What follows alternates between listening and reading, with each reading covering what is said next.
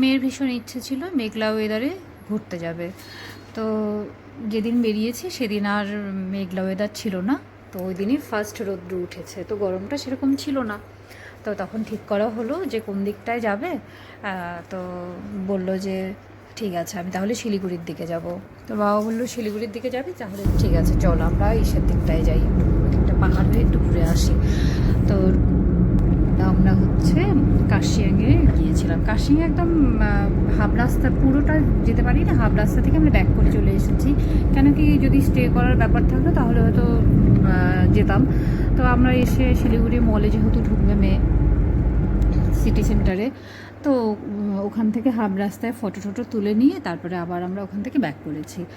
তো তারপরে এখানে ফলের দোকান পেয়েছি, তো ফলের দোকান দেখে দাঁড়িয়ে পড়েছি। কত টাকা? খুব ভালো ছিল ফলগুলো। এখন হচ্ছে আমরা লিচে নিচ্ছি, লিচে নেওয়ার জন্য নেমেছি, জায়গাটা খুব ভালো।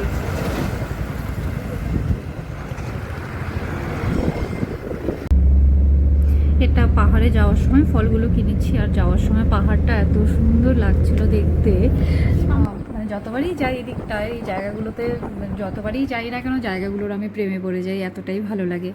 তো পাহাড়ে অনেকটাই আমরা গিয়েছি, আর কিছুটা গেলেই আর কি কার্শিয়াংটা ছিল। তো আর গেলাম না, আবার ব্যাক করে এসে এখানটায় কিছু ফটো টটো শ্যুট করেছি, ভিডিও করেছি। তারপরে কেএফসির চিকেন আমাদের মামের ভীষণ পছন্দ। তো তিনজনে মিলে কেএফসির চিকেন খেলাম, তারপরে চা খেলাম, খাওয়া দাওয়া করে নিয়ে বাড়ি চলে এলাম। এই আমাদের সারাদিন কাটলো। তো তোমাদের কেমন লাগলো জানিও। টাটা।